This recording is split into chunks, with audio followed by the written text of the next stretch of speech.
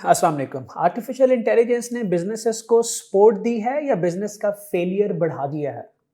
Startups, ideas, अगर आप artificial intelligence के बूम से पहले स्टडी करें, मुख्तलिफ आर्टिकल पढ़ें, तो आपको अंदाज़ा होगा कि स्टार्टअप्स का जो फेलियर रेट था वो 90% था पहले 5 साल में। पर्टिकुलरली इन पाकिस्तान पहले 2 साल में ही 90% स्टार्टअप्स जो हैं वो फेल हो जाते थे। पहले साल में 10 से 20% स्टार्टअप जो हैं वो फेल होते थे।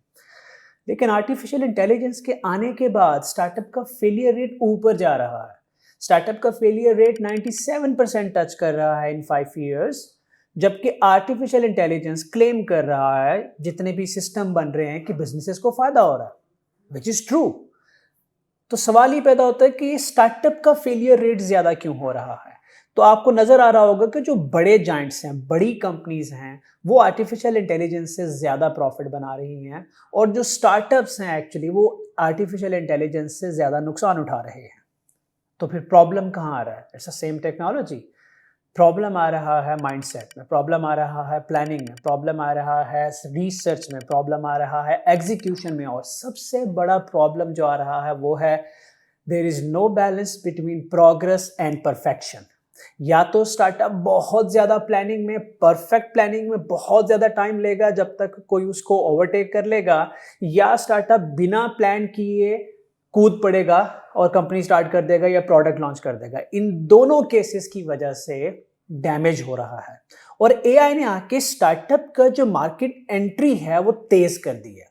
अगर एक साल में 10 स्टार्टअप अच्छे आते थे, 20 स्टार्टअप आते थे, तो अब 40, 50, 100 स्टार्टअप आते हैं, क्योंकि बड़ा आसान हो गया बिजनेस मॉडल बनाना, मार्केटिंग, पीआर, ब्रांडिंग, हर चीज को फाइनेंशियल मॉडल बनाना, टेक्निकल फिजिबिलिटी निकालना, रिसर्च निकालना तेज हो गया।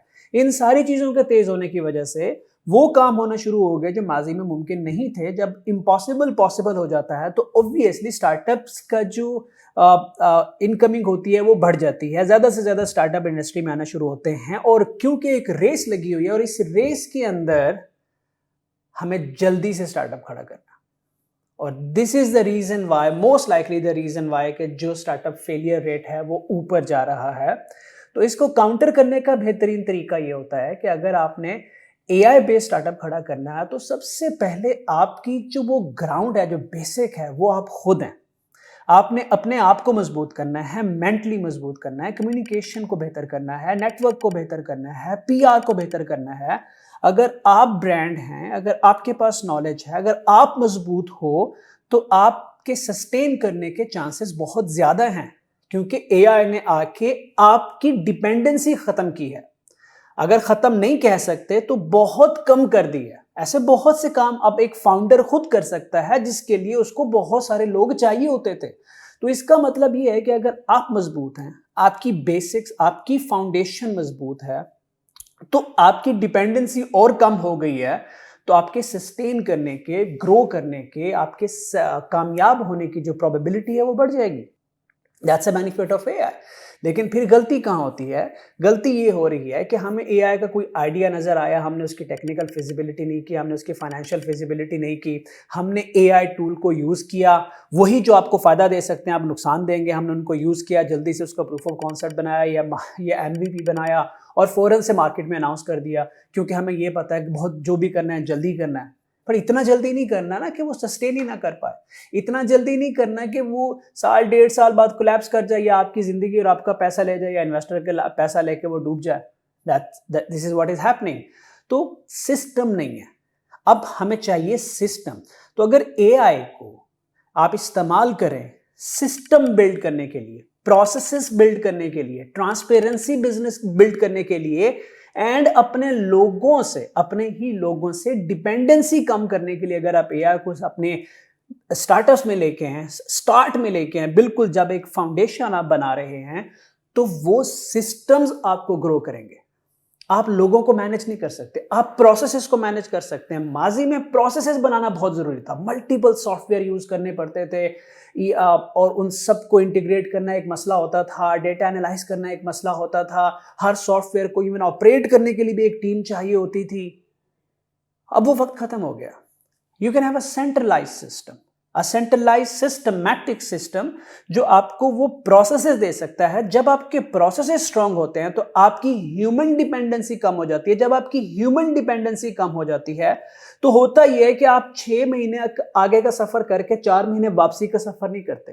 ये 6 महीने आगे सफर करके 4 महीने वापसी सफर तब होता है जब आपके डिपेंडेंट ह्यूमन छोड़ जाते हैं, जब आपको प्रॉब्लम्स आते हैं आपकी टीम से, तो आपको वापिस आना होता है फाउंडर को और फिर वो आगे रीस्ट्रक्चर करना होता है, फिर दोबारा से खड़े होना है। तो आप 4 कदम आगे जाते हैं, 3 कदम पीछे आते हैं, 4 कदम आगे जाते हैं, 3 कदम पीछे आते हैं। That is all because of dependencies and slow processes and weak processes.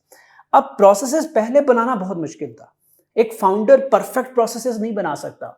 वो प्रोसेस बनाएगा, प्रोसेस ब्रीच होगा, उसको नुकसान होगा, वो लर्न करेगा, अनलर्न करेगा, उस प्रोसेस को मजीद बेहतर करेगा, रिसर्च करके बेहतर करेगा, मेंटोर से बात करके उसको बेहतर करेगा, लेकिन इवेंचुअली वो बेहतरीन हो रहा होता है अपनी प्रोसेसेस बिल्डिंग पे। अच्छा सीईओ स्ट्रांग होता है प्रोसेस बिल्डिंग पे। अच्छा सीईओ स्ट्रांग होता है विजन को अचीव करने के लिए जो प्रोसेसेस चाहिए होते हैं वो स्ट्रांग होते हैं उसके। तो जब आप इस माइंडसेट के साथ जा रहे होते थे माजी में, it was complicated, very difficult. Now it is easy, but अब हमारा फोकस डाइवर्ट हो गया, क्लटर हो गया, नॉइज है कि हम प्रोसेस में डाइव इन करने से पहले हम सीधा ह्यूमन डिपेंडेंसी स्टैब्लिश कर लेते हैं और इवेंचुअली वही होता है कि एक पॉइंट आता है जहां आप कोलैप्स कर जाते हैं। बेहतरीन आइडिया इन सारे चीज़ों को बेहतर करने का कि जो भी प्रॉब्लम आप अपने स्टार्टअप में फेस कर रहे हैं, आपको लगता है कि ये मसला है, उस मसले का प्रोसेस बनाएं, एआई को इस्तेमाल करें, उसे ऑटोमेट कर दें और ये करते चले जाएं। जो आप अपनी जिंदगी के मसले हल कर रहे होंगे थ्रू ऑटोमेशन, कल को वही आपका प्रोडक्ट बन जाएगा, क्योंकि जो मसला आपको है एज ए फाउंडर वो आप जैसे बहुत से लोगों के और वो आपके buyers. Now you are making a real difference. Now you are making a real product. Now you are making a real solution because you are solving your problem day by day with your experience, with your data, with your skill by using AI automation. That's how you get a product. And this is exactly how we have got our product as well. जो हम उसकी pre-registration launch कर रहे हैं, that I have been facing so many issues over the past 10 years. So many bad processes, weak processes.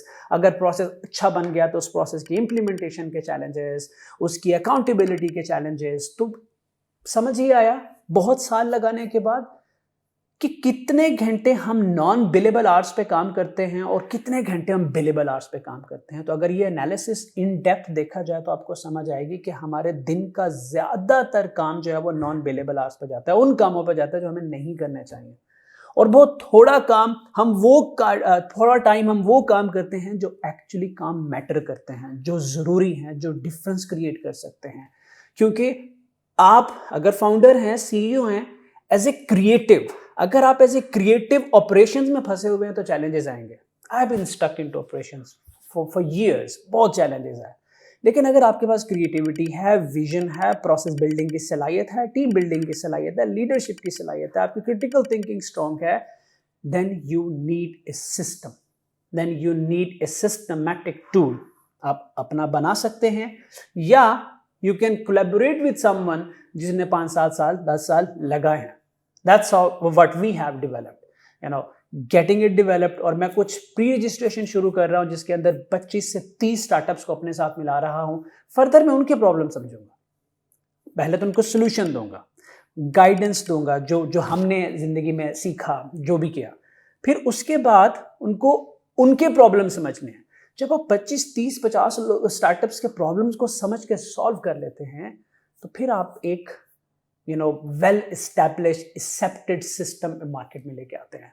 इसलिए कहता हूं कि जब आप ड्यू टाइम, जितना टाइम जिस चीज़ को चाहिए उतना टाइम देंगे, तब जब वो इंडस्ट्री में आएगा तो वो सस्टेन करेगा, सर्वाइव करेगा, ग्रो करेगा।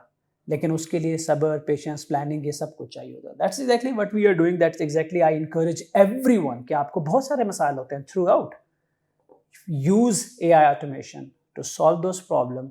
अंडरस्टैंड के मसला दोबारा क्यों नहीं आएगा जो मुझे मसला अब आया है।